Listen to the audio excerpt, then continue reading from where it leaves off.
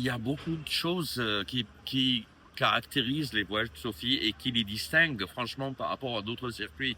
D'abord, elle choisit toujours le Nil parce qu'il a son charme. Le Nil, le paysage tout autour, le désert, les montagnes, c'est impressionnant ce que j'appelle le rêve, quoi. On voit pas beaucoup d'agences de voyage françaises qui ramènent les chefs de cuisine, les musiciens, chanteurs, chanteuses, un magicien parfois, un conférencier, et des soirées agréables, des sorties à droite à gauche. Les gens sont toujours enchantés, ils aiment bien. La preuve, c'est que il y a des gens qui reviennent pour 3, 4 fois avec Sophie pour faire des circuits qui se ressemblent. Et je dois dire, alors d'après toutes mes expériences, le voyage avec Sophie, c'est un régal. Dans les voyages de Sophie, il y a le luxe plus le confort, plus l'organisation qui est impeccable. Il y a toujours une touche, la touche gastronomique, la touche historique, les conférences. Alors tout est fait avec finesse, on va dire, et avec la classe, avec une certaine classe qui n'existe pas en général dans tous les voyages qu'on voit en Égypte. Et ce soir, c'est la teuf.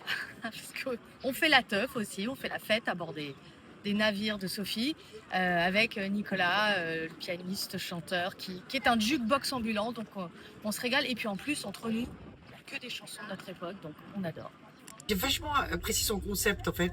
J'ai trouvé ça très original, convivial, et le fait qu'elle propose aussi plein de trucs quoi. C'est-à-dire que tu prends ou tu prends pas dans la carte de ce qu'elle te propose, mais il y a toujours un milliard de trucs à faire, quoi. Elle réussit à avoir quand même la bonne taille entre suffisamment grand pour qu'il y ait vraiment une piscine par exemple sur le pont, qu'il puisse y avoir des salons magnifiques où tu peux voir des films, faire des conférences, et en même temps suffisamment aussi petit pour qu'on soit pas justement trop nombreux, et donc ça reste à taille humaine, et donc les gens se rencontrent beaucoup.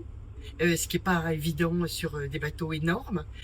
Donc il y a une vraie convivialité qui s'installe. Je ne sais pas comment elle fait pour être à la fois des croisières culturelles, parce qu'il y a des conférences, là on est sur le Nil, passionnantes tous les jours, et en même temps c'est une croisière gastronomique avec Michel Roth et qui nous fait des menus, enfin, des dîners gastronomiques vraiment avec les moyens du bord, c'est le cas de le dire, quoi.